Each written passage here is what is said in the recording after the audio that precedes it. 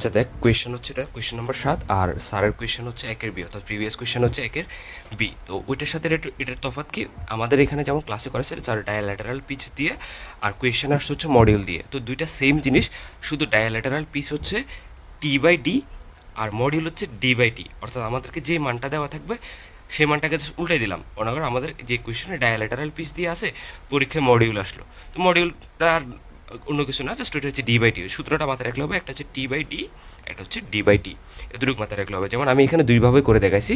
ডায়াল্যাটারাল pitch লিখলাম এই যে পিডি = 6/ইঞ্চ।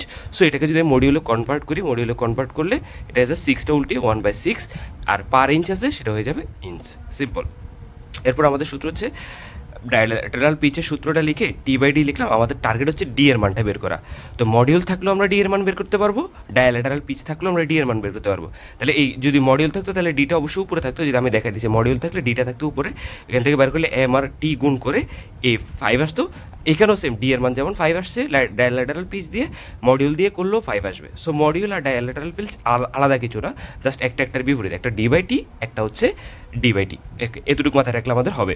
এরপর উই নো পিসি আমাদেরকে বের করতে বলছে কি, এই ম্যাথে বের করতে determine the circular pitch. Circular pitch মানে হচ্ছে পিসি, সার্কুলার পিচ। তাহলে পিসিটা আমরা যদি বের করি, এই যে পিচ = 5/πd/টি, তাহলে পাইয়ের মান হচ্ছে 3.1416, আর ডি হচ্ছে আমাদেরকে এই যে আমরা বের করলাম পিডি দিয়ে, আমরা অর্থাৎ ডায়াল্যাটারাল পিচ দিয়ে আমরা ডি বের করলাম, অথবা মডিউল দিয়ে যেভাবে হোক আমরা বের করে রাখলাম, সেই ডিটা হচ্ছে 5, আর /টি, টি মানে হচ্ছে নং অফ টি, যেটা আমাদেরকে কোয়েশনের মধ্যে দেওয়া থাকবে। নং অফ টি হচ্ছে 30, এই যে হ্যাভিং 30 টিথ, এটা আমাদেরকে দেওয়া থাকবে 30 অথবা যে কোনো মান থাকতে পারে। সো আমরা এখান থেকে এই মানটা পেয়ে যাব।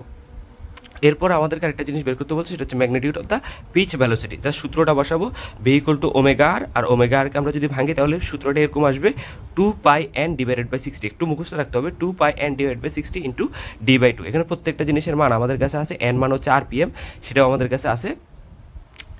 ওকে, এই যে এখানে হচ্ছে আমাদের এন এর মানটা দেওয়া আছে। সো আমরা এন এর মানটা বসাইলে, আর সবগুলো ডি এর মান হচ্ছে 5, সবগুলো মান বসাইলে আমরা এটা পেয়ে যাচ্ছি, একদম সিম্পল। সো মডিউল দিক আর ডায়াল্যাটারাল পিচ দিক দুইভাবে আমরা চেষ্টা করে গেলে বাসা থেকে, সো পারা যাবে। ওকে, এরপর হচ্ছে আমাদের কোয়েশ্চেন 13, আর স্যারের কোয়েশ্চেন হচ্ছে, অর্থাৎ প্রিভিয়াস কোয়েশ্চেন হচ্ছে 2B। ওকে, আমরা আমাদের ক্লাসের কোয়েশ্চেনটা রাখছি, আর মানগুলা ওইখান থেকে আর নিয়ে নেই, ওইখান থেকে জাস্ট এই মানগুলো পরে স্যারের এখানে যাই ট্রাই করলে হয়ে যাবে, প্রিভিয়াস কোয়েশ্চেন এটাতে ট্রাই করলে হবে। ওকে, আমরা একটু দেখার চেষ্টা করি। ফিগারটা দেওয়া থাকবে, কী কী দেওয়া আছে আমাদের হচ্ছে গিয়ার রেশিওটা দেওয়া, স্পিড রেশিওটা দেওয়া আছে। এই স্পিড রেশিওটা ইম্পর্টেন্ট। সো এটা থেকে আমরা কী করতে পারি, গিভেন দিয়ে আমাদের কাজটা এখান থেকে শুরু, এই স্পিড রেশিও থেকে। তাহলে গিভেন দিয়ে এন/এনডি কি, এই যে আমার প্রথম এটা হচ্ছে আমার প্রথম গিয়ার, এটা হচ্ছে আমার শেষ গিয়ার, আর এন মানে কি আরপিএম, স্পিড। তাহলে এন/এনডি = 12, যেটা প্রশ্ন অনুযায়ী দেওয়া আছে, এখানে 12 থাকতে পারে, যে কোনো কিছু থাকতে পারে, স্পিড রেশিও যাই থাকুক সেটা হবে NA/ND = 12। ওকে, দেন এটাকে আমরা একটু ভেঙে লিখতে পারি, অর্থাৎ এই যে NA/NDটা আমরা ডিরেক্ট লিখছি, টোটাল সবগুলো গিয়ারকে একসাথে লিখছি। সো আমরা এটাকে ভেঙে লিখতে পারি NA/NB, আর এদিকে লিখতে পারি NC/ND। তাহলে এই যে NA/NB ইন্টু NC/ND, যে NC/ND = 12। গরিবের আগে জিনিসটাই থাকে 12, জাস্ট এটাকে এই পুরো রেশিওটাকে ভেঙে দুই ভাগ করলাম, যে একবার এই রেশিওটাকে রাখলাম, একবার এই রেশিওটাকে রাখলাম, = 12। দেন 12কে আমরা কীভাবে লিখতে পারি, চাইলে দুইটা, এই যে 12 কে যদি আমরা দুইবার লিখতে চাই, তাহলে √12 × √12, এটা আলটিমেটলি গুণ করলে কি আসবে, √12²। তাহলে স্কোয়ার রুটে কাটাকাটি গিয়ে আর কি থাকবে, 12 থাকে। এই জন্য আমরা 12কে একটু √12 আকারে লিখছি, কারণ আমরা এটা = √12 লিখতে পারবো এবং এটা = √12 লিখতে পারবো। এটা কীভাবে, এটা আমরা বীজগণিতের মধ্যে করছি, অনেক করছি। x × y = যদি 2 × 2 থাকে, তাহলে আমি বলতে পারবো x × 2 y × 2, স্বাভাবিক জিনিসটা এরকম। তাহলে এটা = √12, এটা = √12, এটা লিখতে পারি। তাহলে যে ওই জিনিসটা লিখলাম, এটা মাঝখানে বিভাগ করে, তাহলে NA/NB = √12। ওকে, এইবার এখান থেকে টি এর সম্পর্কটা কি, টি মানে কি, টি মানে হচ্ছে টুথ, অ্যান্ড টুথের সাথে এন এর সম্পর্কটা কি, সেটা হচ্ছে সম্পূর্ণ বিপরীত। আমাকে জিনিসটা বুঝতে হবে কেন, স্পিড। ওকে, আমার যদি দাঁতের সংখ্যা বেড়ে যায়, টুথের সংখ্যা যদি বেড়ে যায়, আমার স্পিড কী হবে, কমে যাবে না, আমার স্পিড হচ্ছে কমে যাবে, তখন গিয়ারটা বড় হয়ে যাবে, শক্তি বেশি লাগবে, সো আমার স্পিডটা কমে যাবে। সো এই স্পিডের সাথে আমার টুথের সম্পর্কটা হচ্ছে পুরোপুরি বিপরীত। সো এটা সম্পর্ক যেহেতু NA/NB আছে, তাহলে টি যদি লিখতে চাই, তাহলে TB/TA হবে। ওকে, আমি এই জিনিসটা বুঝাতে পারছি আশা করি, TB/TA। তো সেখান থেকে আমরা টিবি এর মানটা বের করবো। টিবি এর মান কীভাবে বের করবো, টি এটাই দিকে জাস্ট গুণাকারে পড়ে থাকবে, আর কিছু না। সেম জিনিসটা এখানে, এই যে NC/ND = √12 লিখলাম, লেখার পরে এটার সাথেও কি টি এর সম্পর্ক করব তখন হয়ে যাবে টিডি ডিভাইডেড বাই টিসি, ডিটা উপরে চলে যাবে টি এর ক্ষেত্রে, এটাও বিপরীত। ওকে, সেখান থেকে আবার সেম টিডি এর মানটা বের করে রাখবো, টিডি ইকুয়াল টু √12 টিসি। এই মানটা আর এই মানটা আমাদের হচ্ছে একটু পরে কাজে লাগবে। ওকে, এরপর একটা আমরা সূত্রে আসি, সূত্রটা হচ্ছে R A plus R B equal to R C plus R D equal to 200। এটা কীভাবে করছি, এই যে একটা আর এ পাইছি, অর্থাৎ আর ব্যাসার্ধ, অর্থাৎ এ গিয়ারের ব্যাসার্ধ, এটা হচ্ছে বি গিয়ারের ব্যাসার্ধ, এটা হচ্ছে সি গিয়ার ব্যাসার্ধ, এটা হচ্ছে ডি গিয়ার ব্যাসার্ধ, সবগুলোকে যোগ করলে আবার কত পাচ্ছি আমরা, যেমন এটা এই পাশেরটাও 200, এটাও 200, তাহলে এটা ইকুয়াল টু 200, অর্থাৎ এই ব্যাসার্ধ ইকুয়াল টু এই ব্যাসার্ধ ইকুয়াল টু 200, ওই জিনিসটা লিখলাম। বুঝাইতে পারছি আশা করি? এটা হচ্ছে ব্যাসার্ধ। ওকে, ব্যাসার্ধর সাথে সম্পর্ককার ব্যাসের, তাহলে ব্যাসার্ধ মানে কি ব্যাসের অর্ধেক, অর্থাৎ ডি হচ্ছে আমার ব্যাস, ব্যাসকে যদি দুই ভাগ করে আলটিমেটলি আমরা ব্যাসার্ধ পাবো। সো আর এর পরিবর্তে লিখলাম d/2, যেখানে সি ছিল সেখানে সি লাগাইছি, যেখানে ডি ছিল সেখানে ডি লাগাইছি, সিম্পল হিসাব। এখন আসে মেইন সূত্র, সেটা হচ্ছে ডি এর সাথে আমার হচ্ছে হচ্ছে মডিউল পিচের সম্পর্কটা কি। তাহলে আমরা একটা জিনিস লিখে রাখতে পারি, ডি ইকুয়াল টু এমটি। এখন এখানে যদি ডি এ হয় এখানে হবে M A T A, simple হিসাব। এখানে যদি ডিবি হয় এখানে হবে এম বি টিবি। তো ওই জিনিসটাই করলাম, এই যে ডি এর পরিবর্তে এম টি এ লিখলাম, এই যেহেতু ডি এর সাথে এ আছে, এখানে এ লাগাই দিলাম, এখানে বি এখানে সি লাগাই দিলাম। ওকে, এরপরে এই যে M A R M B এর মান কি, same, M A R M B এর মান দেওয়া আছে, এই যে অলরেডি দেওয়া আছে যে module pitch of the gear A and B, অর্থাৎ এ এর বি এন্ড বি এর জন্য মডিউল পিচ মানে কি M, module pitch 3.125, module pitch এটা হচ্ছে সি এন্ড ডি এর জন্য 2.5। তাহলে এই যে এখানে এই যে এম সি এগুলোর পরিবর্তে আমরা লিখে দিতে পারবো। আর নিচে যে টুগুলো আছে প্রত্যেকটা টু কমন নিয়ে এদিকে আছে ভাগ, ওদিকে গেলে গুণ যদি হয় তাহলে এটা হয়ে যাবে 200 এর পরিবর্তে 400, এই যে 200 এর পরিবর্তে 400, নিচে সবগুলো টুকে আমরা এই পাশে পার করে দিলাম, এটা হয়ে যাবে 400। আর এই যে প্রত্যেকটা এম এর মান বসাই দিলাম, এই যে এম এ এই হচ্ছে এম বি, দুইটার মান সেম লিখে দিলাম, এটা হচ্ছে এম সি, এটা হচ্ছে এম ডি, দুইটার মানে লিখে দিলাম। এরপরে এখান থেকে 3.125 আর এখানে 2.5, এই দুটো দুই পাশে কমন যায়, এই যে এটাই পাশে কমন যায়, এটাই পাশে কমন যায়, কমন নিলে থাকে টি এ প্লাস টিবি, এদিকে 2.5 কমন নিলে থাকে টিসি প্লাস টিডি।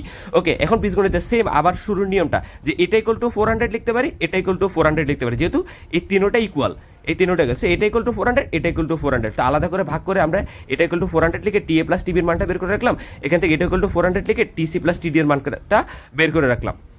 এখন মনে আছে আমরা শুরুতে একটা জিনিস করে রাখছিলাম, সেটা হচ্ছে যে টিভি আর টিডি এর আলাদা একটা মান বের করে রাখছি। এখন কি করব, এখন দুইটাকে 1 নং আর 2 নং সমীকরণ দিয়ে, এটাকে 1 নং সমীকরণ, এটাকে 2 নং সমীকরণ দিয়ে এখানে কি করব, টিভি এর পরিবর্তে টিভি এর যে মানটা বের করেছিলেন √12 টি এ, সেই মানটা বসাই দেব। এখানে টিডি এর পরিবর্তে টিডি এর যে মানটা বের করেছিলেন √12 টিসি, সেই মানটা বসাই দেব। তাহলে এখানে দুইটা টি এ হয়ে যাচ্ছে, আর টি এ হইলে তাহলে আমাদেরকে টি এর মান বের করাটা ইজি, অর্থাৎ দুইটা অজানা রাশির মান বের করা যায় না, একটা অজানা রাশির মান বের করা যায়। সো আমরা এখান থেকে টি এর মানটা বের করতে পারবো, অর্থাৎ এখানে টি এ কমন নিলে হবে 1 প্লাস √12। ওকে, এরপরে এই ক্যালকুলেটার 1 প্লাস √12 একসাথে দিলে এটার একটা মান চলে আসবে, এটা দিকে আছে গুণ, ওদিকে গেলে হবে ভাগ, 128 এর সাথে এটাকে ভাগ দিলে হবে শুধু 28। এরপরে টি এর মান তো পাই গেলাম, টিভি এর মানটা কিভাবে বের করব, এই যে এখান থেকে এই যে 1 নম্বর সমীকরণ থেকে আমরা যদি টি এর মান 28 এটাকে বিয়োগ করে দিই, তাহলে টিভি পেয়ে যাবো না 100। এই সেম থিংসটা এই জন্য এই পাশের জন্য করতে হবে। এরপর আসে আমাদের আলটিমেট কোয়েশ্চেন 7, আর আমাদের ক্লাসের কোয়েশ্চেন হচ্ছে 27। ওকে, ক্লাসের কোয়েশ্চেনের আদলে করছি, মানগুলো একটু প্রিভিয়াস কোয়েশ্চেনে চেঞ্জ আছে, সো ওই মানটা দেখে নিলে হবে। সো আমি কোয়েশ্চেনটা পুরোটা পড়তেছি না, আমি জাস্ট বলে দিচ্ছি কি কি, যে যেমন এখানে আমাদের হচ্ছে ডায়ামিটার আছে, ডি আমি লিখে রাখছি, এই এনপি আছে, এনপি মানে কি screw jack, threaded screw jack. আর এন এর মানটা কি হবে, এখানে বলছে এ স্ক্রিউ জ্যাক, এই জন্য এন এর মান হবে কত 1। যদি বলতে ডাবল স্ক্রিউ জ্যাক তাহলে এন এর মান হবে 2, যদি বলে ট্রিপল স্ক্রিউ জ্যাক তাহলে এন এর মান হবে 3। তো আলটিমেটলি যেখানে এ স্ক্রিউ জ্যাক বলছে, so NP equal to 12.5। Previous কোয়েশ্চেনে কি আছে আমি এখনো দেখি নাই, সো এনপি ইকুয়াল টু 12.5 এটা লিখে রাখলাম। ওকে, এখন এই জিনিসটা ডিপেন্ড করে কিসের উপরে, এ এর উপরে, এটা কি এ আছে না ডাবল আছে না ট্রিপল আছে, সেটার উপরে এন এর মান ডিপেন্ড করে, এটা ক্লিয়ার করে দিলাম।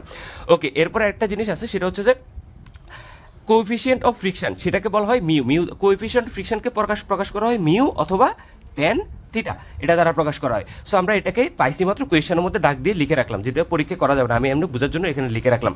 ওকে, এরপরে load equal to 25 kilo Newton, এটাও লিখে লোডটাকে আমরা ডাব্লিউ দ্বারা প্রকাশ করি। সো আর আমার এখানে তেমন কিছু দরকার নেই, যা দরকার আছে হয়ে গেলে। এখন ম্যাথ বোঝার জন্য আমরা সামান্য একটা ফিগারকে যদি একদম সিম্পলি যদি বোঝার চেষ্টা করি, যে এটা হচ্ছে আমার একটা সারফেস। ওকে, আমি এভাবে বুঝি, এটা হচ্ছে আমার একটা সারফেস, এটা হচ্ছে সারফেস, এটা হচ্ছে আমার একটা কলম বা পেন্সিল, এটাকে আমি এটার উপর যদি এভাবে ঘর্ষণ দিতে চাই, তাহলে বিপরীত দিকে এভাবে যদি স্লাইড করতে চাই, বিপরীত দিকে হচ্ছে কি হবে, একটা ফোর্স কাজ করবে, অর্থাৎ এদিকে আমি ফোর্স দিচ্ছি, আর বিপরীত দিকে ফোর্স দিচ্ছি হচ্ছে ঘর্ষণ। সেই জিনিসটা এখানে বুঝে রয়েছে, যে এই বস্তুটাকে এই সারফেসের উপরে এই যে স্লাইড করানোর জন্য আমি এদিকে পি বলে টানতেছি, আর এদিকে হচ্ছে ঘর্ষণ বল তাকে এদিকে টানতেছে, এদিকে ঠেলতেছে। ঘর্ষণ বলটাকে আমরা কীভাবে প্রকাশ করি? কোএফিসিয়েন্ট অফ ফ্রিকশনকে আমরা মিউ দ্বারা প্রকাশ করি, আর মিউ ইকুয়াল টু F/Rn। এই যে সেখান থেকে আমরা যদি ঘর্ষণ বলটাকে বের করতে চাই, এফটা বের করতে চাই, সবে হবে মিউ ইন্টু Rn। এই যে F equal to mu into Rn, সেটা আমরা বের করে রাখলাম। ওকে, এতটুকু পর্যন্ত আশা করি ক্লিয়ার। ওকে, এখানে বাকি আর কিছু না, বাকি হচ্ছে এদিকে আমরা একটা অ্যাঙ্গেল আঁকার চেষ্টা করছি, অ্যাঙ্গেল এঁকে এদিকে আমরা একটা থিটা বের করছি। থিটা মানে কি? এই থিটাটাকে কি প্রকাশ করে? এটা হচ্ছে ট্যান থিটার সাথে আমরা লিখতে পারি, এটাকে বলা হয় limiting angle of friction. Okay, হাজি আর এত কিছু দেখার দরকার নাই। So tan alpha equal to এই যে ট্যান থিটা ইকুয়াল আমরা কি বের করতে পারি? আমরা জানি লতিভূতি লম্ব বাই ভূমি, লম্ব ডিভাইডেড বাই ভূমি, লম্ব হচ্ছে F, ভূমি হচ্ছে Rn। এই যে F divided by Rn equal to mu. এই যে tan theta equal to mu, এটা কীভাবে পাইছি? এই যে tan theta equal to mu, এটা এখান থেকে পাইছি আমরা।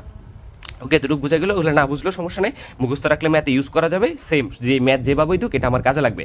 এরপর ইফিসিয়েন্সি, আমার ম্যাথে আমাকে দুইটা জিনিস বের করতে বলছে, একটা হচ্ছে রেশিও, একটা হচ্ছে ইফিসিয়েন্সি বের করতে আমার লাস্টে এই সূত্রটা লাগবে, সেটা হচ্ছে eta equal to tan alpha divided by tan alpha plus theta, এই মানটা আমার লাগবে।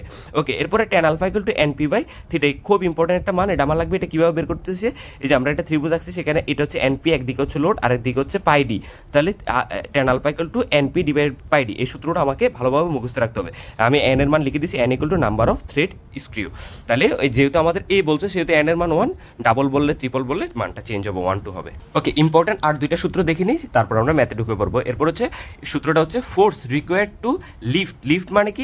একটা বস্তুকে তোলার জন্য, একটা বস্তুকে উপরের দিকে তোলার জন্য যে ফোর্সটা দরকার হয়, সেটা হচ্ছে P1 equal to W into tan alpha plus theta. আর ফোর্স রিকোয়ার্ডটা এটা হচ্ছে তোলার জন্য, আর এটা হচ্ছে নামানোর জন্য। লোয়ারিংয়ের জন্য হচ্ছে W into tan alpha minus theta. Okay, এরপরে টর্ক হচ্ছে কি? টর্কের সূত্রটা, অর্থাৎ তোলার জন্য টর্ক হচ্ছে P1 ইন্টু ডি, জাস্ট এটা সব কিছু সেম থাকবে, লাস্টে শুধু D/2 যোগ হবে। T2 এর ক্ষেত্রে সেম, P2টা এগুলো সব সেম থাকবে, লাস্টে শুধু D/2 যোগ হবে। ওকে, ম্যাথ করার সময় সেটা দেখা যাবে। ওকে, আমরা সব কিছু লিখলাম, কোয়েশন অনুযায়ী যা যা দেওয়া আছে গিভেন দিয়ে লিখলাম। এরপর আমরা ট্যান আলফা এর মানটা যদি একটু বের করে রাখার চেষ্টা করি, আমরা সূত্র দেখছি এনপি বাই পাই ডি। তো এন হচ্ছে আমার 1, যেহেতু আমাকে এ বলছে, এ স্ক্রু জ্যাক বলছে, সো এন হচ্ছে 1, পি এর মান হচ্ছে 0.12, পাই হচ্ছে 3.1416, ডি হচ্ছে 0.05। এই যে ডি হচ্ছে 50 মিলিমিটার, 0.05 মিটার। সেখান থেকে আমরা ট্যান আলফার একটা মান বের করে রাখলাম। ওকে, এরপরে T1 equal to P1 into D. Okay, এই সূত্রটা জাস্ট আমরা একটু দেখি, যে এখান থেকে আসছে T1 equal to P1 into D/2। ওকে, এখন P1 এর সূত্র আমরা অলরেডি জানি, P1 এর সূত্র হচ্ছে W into tan alpha plus, এই যে লিখে রাখলাম W into tan alpha plus, পাশে লিখে রাখছি ট্যান আলফা প্লাস থিটা, আর এদিকে D/2টা রয়ে গেছে। এখন এখানে হচ্ছে ট্যান এ বি এর সূত্রটা খাটবে, এখান থেকে এখানে আসতে ট্যান এ প্লাস বি এর সূত্র, ট্যান এ প্লাস বি এর সূত্র কি? Tan A plus tan B divided by 1 minus tan A into tan B, একদম সিম্পল। ওকে, এর তাহলে মাইনাসের ক্ষেত্রে কী হবে? মাইনাসের ক্ষেত্রে এখানে মাইনাস হবে, যদি এখানে মাইনাস থাকে এখানে মাইনাস হবে, আর এখানে প্লাস হবে, সিম্পল এইসব। এর প্রত্যেকটা মান আমার কাছে আছে, মান বসাচ্ছি আর বের করছি। সেমভাবে T2 এর বের করবো, T2 এর ক্ষেত্রে মাইনাসের সূত্র, যে এই জায়গায় শুধু মাইনাস আর এই জায়গায় প্লাস, আর সব কিছু সেম, মান বসাবো, বের করবো। এরপরে আমার কাছে T1 আছে, T2 আছে, তাহলে আমার কি রেশিওটা বের করা ইজি না? এখন T1 ডিভাইডেড বাই T2 বের করলে, এই যে মানটা বসাই দিই, যে মানটা বের করি, এটাই হচ্ছে আমার আনসার। এরপরে লাস্টে ইফিসিয়েন্সিটা বের করবো, ইফিসিয়েন্সিটা বের করতে আমার কি লাগবে? আমি এটা সূত্র শুরুতে লিখে দিছি, tan alpha divided by tan alpha plus tan theta. তাহলে এই যে প্রত্যেকটা মান, এটার মানও আমার কাছে আছে, আর এটার মান হচ্ছে কি? সূত্র আগে সেমভাবে সূত্র করে আমাকে বের করতে হবে। এখন একটা জিনিস সুবিধা হয়, এই যে আমরা মনে করি এভাবে X divided by Y divided by Z, ব্যাপারটা এইভাবে আসে। তাহলে আমরা যদি এক্সকে পাশে আনি, তাহলে জিনিসটা জেড বাই ওয়াই হয় না, জিনিসটা জেড বাই ওয়াই হয়, জাস্ট এই অংশটা উল্টে যাবে। তো এখানে সেম জিনিসটা হয়েছে, সূত্রের এই অংশ থাকার কথা নিচে, এই অংশ থাকার কথা উপরে, অর্থাৎ এটা হচ্ছে জেড, এটা হচ্ছে ওয়াই। তো এটা হচ্ছে জাস্ট জেডটা উপরে চলে গেছে, ওয়াইটা নিচে চলে আসছে। এরপরে মানগুলো বসাবো, মান চলে আসবে।